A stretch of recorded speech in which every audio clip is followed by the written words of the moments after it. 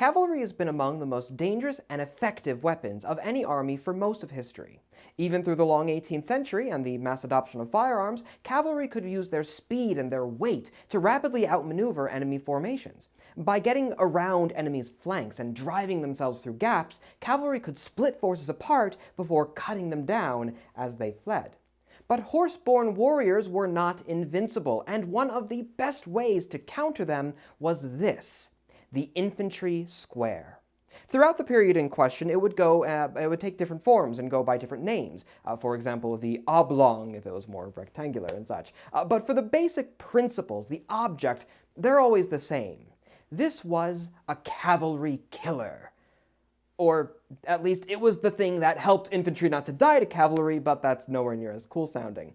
In any case, what was the infantry square? How did troops form it? How did they fight within it? And lastly, what were its disadvantages? How could it be beaten?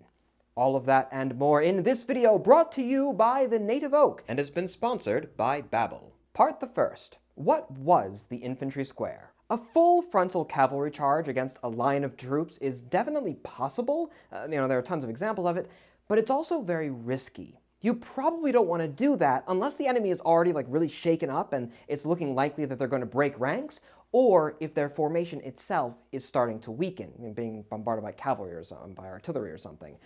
The primary purpose, though, of cavalry is to exploit weaknesses in the enemy line. But what if there are no gaps to break through? What if there are no flanks to outmaneuver? Well, as you may have guessed, that is exactly what the square achieves. When soldiers form a hollow square or rectangle, their firepower is more or less evenly distributed across all possible approaches. No matter how the enemy attacks, they're running up against a lot of eyes, so no surprises there, a lot of muskets, and a lot of bayonets. So long as the men can keep their ranks, there will be no openings for the cavalry to exploit. It's all about lessening the infantry's chief disadvantages, like their lower maneuverability, and emphasizing their advantages, like firepower and their ability to be very densely packed. The closest the square has to a real weak point would be at the corners, where the cavalry would generally be directing their attacks. Although even there, you still have a good part of two different faces of the square able to direct their fire by inclining to the left and right. Now, this may be where a lot of people ask why the infantry wouldn't form a circle, perfect circle, no corners, equal fire, literally completely equal across all the different points. And it's mainly because of how much more difficult a shape like a circle would be to form. With a square, that's not a square, with a square, more of a rectangle, you get the idea. With a square, the majority of the men are still standing in a traditional line formation. It's just that there are 4 of those lines. The only men who are deploying in a different way, and even then it's not by all too much, are going to be the guys on the corner, who obviously are going to have to pivot around a little bit to make sure that there's no gap at the corner. Whereas with a circle, you would require a continuously staggered formation where each man is slightly ahead of the troops to his left and right. That way you have that curvature. It's a lot harder to coordinate that kind of thing, and it can much more easily result in gaps between the lines should those ranks shift and bend during the course of battle. Again, whereas fighting shoulder to shoulder, it's a lot easier to keep your dressing and close gaps when they appear. If we're supposed to have a slight curvature the entire time to where the entire formation forms a perfect circle, it can be tough to tell, okay, is he where he has to be, or do I have to take a step back? Should I step forward? And the entire line all of a sudden is shifting all along the way as men are trying desperately to keep the formation. And officers are like, no, Tim, you have to come back. No, Joe, forward. No, Paul, stay where you are. It's a mess. Whereas if you're on a line, it's like, yeah, we're good. Now, in any case, squares can also be efficient when it comes to reinforcing themselves. Say the square is charged and some of the enemies manage to break through that first line. Well, great, they're inside the square. And now they're surrounded. If it's a large gap, yes, and a lot of enemies are able to push through, well then yes, that could be the end, as we'll come to that later. But if, a few of the guys get through, but then the gap is sealed before anything disastrous can happen, well, suddenly the other faces of the square can turn around and take care of the now isolated enemies. It's also theoretically possible, at least, for a square to fold in on itself. If by some miracle, like one side, say the top side there, happens to fall, but the square itself is still standing, well, then you could just have the two exposed wings do a simple backwards wheel, and bam, you've sealed the gap. Now you're an infantry triangle, I guess. You can see a good example of exactly like that kind of natural folding inwards of the formation in the 1970 film Waterloo, although in real life I'd be surprised to hear of any real-life situations where like an entire side of the square just falls, but then the formation itself doesn't completely break apart as a result of whatever caused that to happen. I mean, I guess it's possible if the formation suffered a lot of casualties, so they only had 3 wings to form that. Although even then, you would just form a smaller square because a triangle would be a lot harder to keep. But if nothing else, it's a form of flexibility in that each of those 4 corners is its own sort of subdivision, and they can act independently if the need arises. So it's like, oh hey, there's a giant gap. All right, guys, wheel backwards a little bit until it's sealed. So that's the infantry square. Simple enough formation, but with a very important job. Enemies trying to get around your flank? Well, get rid of the flanks. So what do the details look like? Where are the men positioned within this square, and how large or small could these things get? Well, before we come to all that, it's time, of course, for a quick sponsored message. The following is a paid advertisement for Babbel. Learning a new language is always difficult, but it can also be important for professional growth, and especially if you're working in a field like history, where sometimes sources of information just aren't available in your own language. But with language learning apps like Babbel, it's never been easier to enter that coveted field of bilingualism. Babbel offers short, 10-minute long interactive lessons so that you can learn the language on your own time. And they have all sorts of different ways to learn as well, with more traditional lessons and videos, of course, but also through podcasts, games, and they even offer live classes. Have you ever tried to write a paper about something that might be a little controversial in history, but then you only have access to one side's documentation and maybe whatever just so happens to have been translated like 50 years ago by who knows who? Yeah, I definitely have. It's not a fun time. Everyone can benefit from speaking a foreign language, whether it's advancing your career and opening up to new opportunities, or even just helping you to connect with people and maybe do some traveling. If you'd like to find out more, follow the link in the description down below for a 65% discount off of your subscription. It helps out this channel, and with Babbel's 20-day money-back guarantee, there's no risk either. Thank you to Babbel for sponsoring this video. Part the second. How was the infantry square formed? Generally speaking, the smallest effective size for a square would be at the battalion level, or the regimental level. Depends on the army we're talking about, at least in the British Army. A regiment could be a massive organization, battalions are... I have an entire video about regimental organization. The battalion level, couple hundred guys. You get the idea. You could go smaller than a couple hundred, but as the sides become shorter and as the lines become thinner, the square itself starts to lose a lot of its strength. 10 soldiers all with their backs to each other may kind of look like a square, may have that shape about them, but it's definitely not going to be breaking any cavalry charges. Again, we'll see why soon enough. While theoretically, the only cap on their size was the army's ability to command and coordinate large numbers of men. For example, actually, at the Battle of the Pyramids in 1798, Napoleon formed nearly his entire army into 5 massive division-level hollow rectangles as a way to defend against large numbers of cavalry. It's just, instead of, an individual company on each wing or whatever, it's like an entire battalion, it's an entire division, whatever you want to call it, however the numbers fall. You can get pretty large with these things. Generally speaking, the deeper your square, the better off that you'll be. Deeper formations means that it's less likely for gaps to form. It means more rows of bayonets and more firepower being thrown out in those more condensed locations. Now, most squares are probably going to be between 3 and 6 ranks thick. There could be more, but increased depth could mean diminishing returns. The front men, or 2 or 3, however many it's going to be, but the front men are going to be kneeling with their bayonets out, while the men behind them are meant to be firing.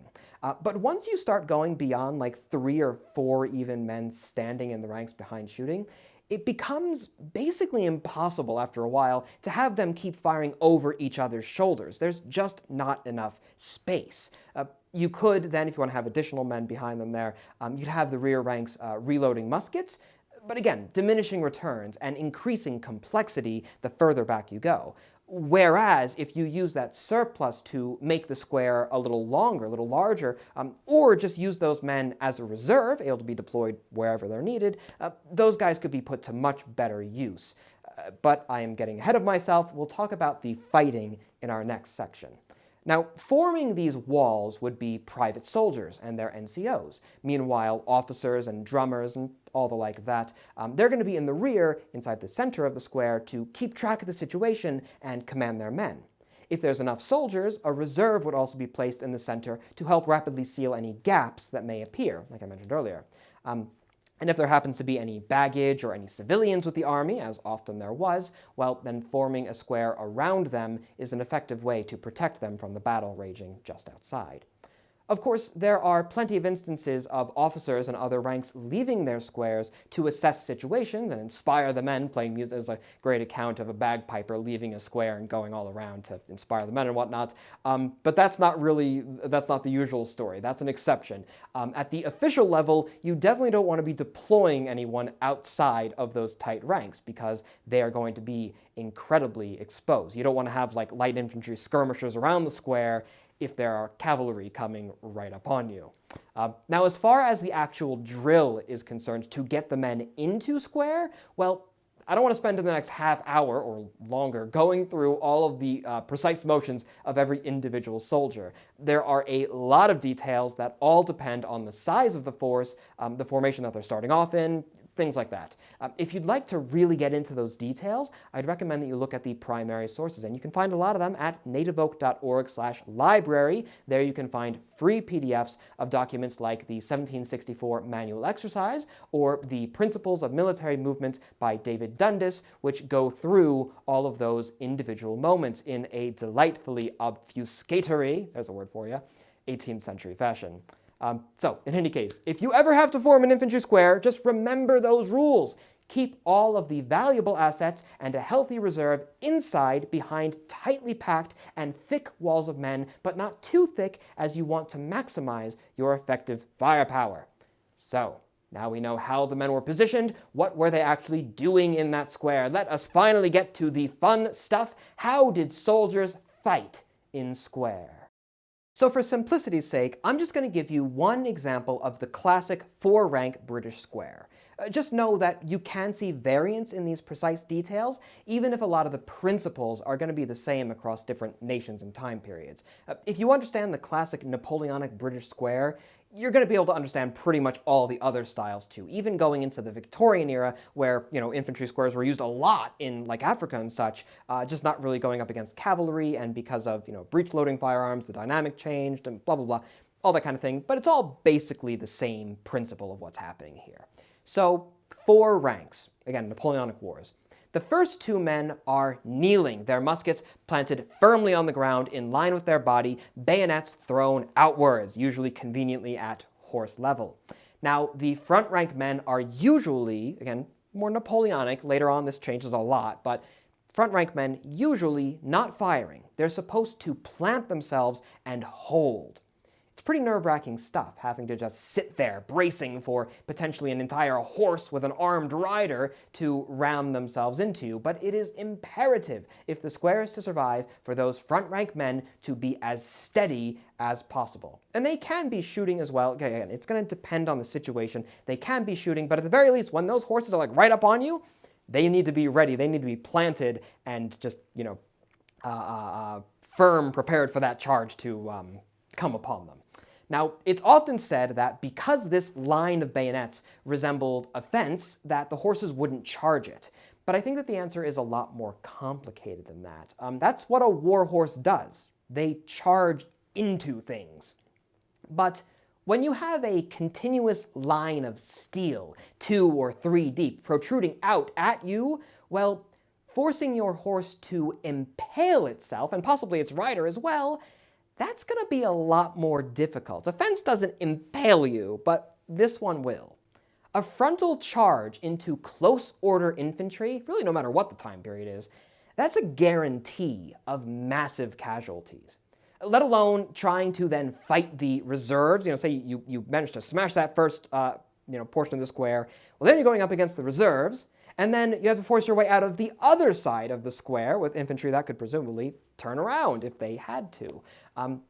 No cavalry commander is going to want to commit themselves to an action that is basically guaranteed to, at the very least, kill off their front rank by, charging up with the bayonets and that volley. Your front rank's going to be gone. That's really risky business. It would inevitably disrupt the charge. It's going to break up the formation, cause massive confusion, and then suddenly, if all that's happening, the cavalry are suffering exactly the same fate that they were seeking to inflict. Not a good idea. It's much better, much more natural, in fact, to ride around that line, around the square, shooting into it with pistols and carbines, and trying to get a lucky cut or thrust in where you can with sabers and lances and such, while you're looking for that gap. Again, there's an amazing visual example of exactly that in the film Waterloo, where you can see the French cavalry naturally flowing around and in between the British squares. And of course, the entire time that they are doing so, they're being shot at from multiple different angles as the squares are able to reinforce one another in a checkerboard-style grouping. While the front two ranks are standing firm, the rear two ranks are shooting. They are firing either in volleys, by ranks, one of the very rare occasions where firing by ranks is really useful, or less commonly, perhaps firing by files or just outright independent.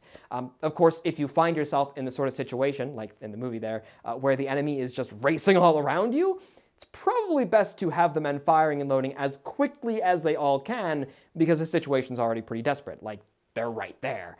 But by far the best thing that the square can do when it's being initially charged by the cavalry is actually to hold their fire. You want to hold your fire until the cavalry is like right up on you, right within a very specific, effective range before unleashing a full, accurate, devastating volley on them. The idea being that hopefully, like I said earlier, you can immediately break that charge by just killing off the first few ranks. The entire line of cavalry is coming up on you, they're right up against you, you fire, those first few horses fall, it's going to be chaos, it's bedlam after that sort of thing. Horses and men trip over each other, the cavalry formation can break apart, and either then they flee, or they break off, they go around the square, again, it becomes chaotic, and then you can kill them off piecemeal. Aiming at the horses is always a really good tactic. They're a much bigger target, and if you take them out, you're probably going to take out the rider as well. And even if you don't, well, then you just have an individual Frenchman with a sword and probably pretty heavy armor who's going up against a solid line of infantry. He's not going to have a good time, odds are. In any case, like I said, though, that relies on a very specific, effective range. Not too far away that you're throwing away the unit's fire, and perhaps even more importantly, never so close as to allow dead and riderless horses to come crashing into your square. And that, dear viewer, brings us to our final chapter with an impenetrable wall of steel backed by continuous musketry where cavalry often found themselves in a crossfire. How on earth could they be expected to break that formation? Part the fourth. The square's weaknesses.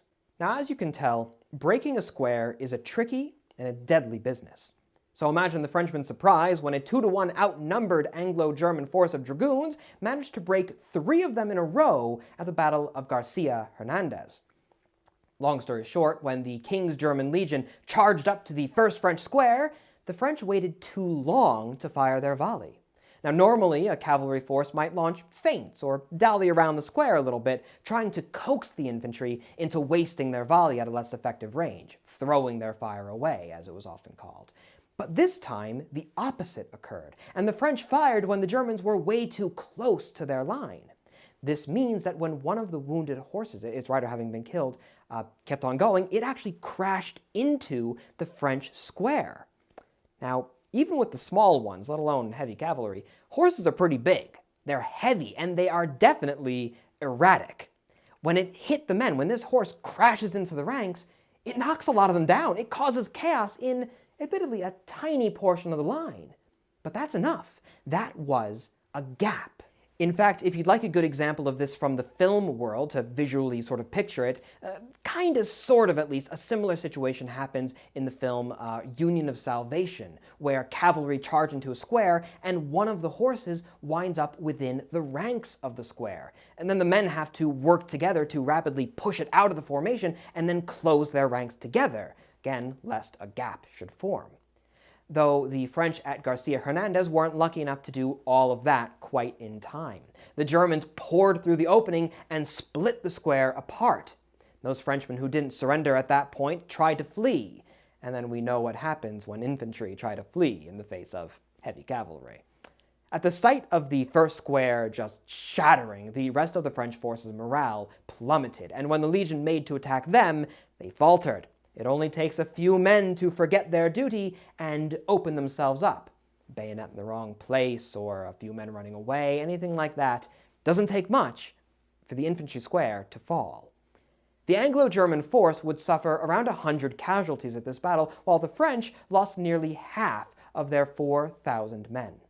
So obviously that example is, yes, a little bit of a one-off. You can't rely on a wounded horse suiciding itself into the enemy bayonets every time. But it speaks, I think, to the primary weakness of the infantry square. It can be, at least, fragile. It only takes one gap, a few of the men to forget themselves, to potentially ruin the entire formation. It's a risky thing. Cavalry had to be daring and courageous for a reason, Charging into that small gap, it is just as possible that the French stand, and they close the gap quickly for the reserves then to come in, close in on the men who do get through, and then just crush them. Like I explained earlier, how the square can be really quite resilient. But if the cavalry is allowed to gain that foothold, well, that might not happen. It's all very tenuous. It's down to those, wire moments. And as much as breaking a square has to do with the courage, the zeal of the attackers, it has just as much, if not more, to do with the discipline and the coordination of its defenders. And that's a lesson, I think, that could be applied to pretty much the entirety of linear warfare, if not just warfare in general. There's a lot more at play here. It isn't just a technical discussion, if that makes sense. Although, if you're looking for those more standardized, the more technical weaknesses in that sort of classic rock, paper, scissors dynamic, there's a few. Infantry squares are, for one, painfully slow. Technically, they can move, but it's more difficult than moving the men in a column for obvious reasons. It also takes time to form a square, and then from square back into column or line or whatever have you. And that time means that they are a bit more susceptible than other formations to the rapidly changing battlefield conditions. Meanwhile, if that square happens to face a traditional line of the same strength, then they either have to take that, again, precious time to reform into line, or suddenly they only have a quarter of the firing capacity as their opponent with a much wider frontage. Again, assuming all the numbers are the same. Similarly, a square is highly vulnerable to artillery, and especially canister shot. You can imagine it's a very dense formation as opposed to a much longer line. A single shot can bounce through that, can be really devastating. Although, to be fair, you can say the same thing about pretty much anything on the battlefield, that they're susceptible to artillery. Artillery is kind of important. But all that means is that if an army is so skilled as to conduct a sort of combined operation with cavalry, infantry, and artillery all acting as they ought to in tandem with one another, well then moving against a group of squares, they could do some real damage. Just for example, infantry could be pouring on the fire to weaken them, while meanwhile there's a bit of cavalry right behind that infantry, which is preventing the men from forming into line, lest the cavalry, charge in and cut them up while they try to do so. Blah, blah, blah, that kind of thing. Or otherwise, perhaps you could have artillery, blow a big hole into that square that then the cavalry right behind can charge in through and exploit before the square has a chance to recover. There's again that opportunity for some good canister shot. The possibilities, as in all of warfare, are nearly endless. It's a very creative business, killing. But in any case, my friends, that is the infantry square, a powerful tool that, when employed properly, could allow infantrymen to withstand even the fiercest of cavalry charges. But of course, it wasn't without its weaknesses. It was a complex formation that required everyone to know their duty and to do it well, lest the formation should collapse in on itself. It also had limited applications and, at least for less well-trained troops, lacked the flexibility that is so important on the battlefield. All of these are important things to keep in mind, should you ever encounter one on the battlefield. Thank you also very much for watching, most particularly to those ever-glorious members of the Native Oak on Utreon, Patreon, and YouTube. Find out more about how you can support the glorious cause at nativeoak.org/join.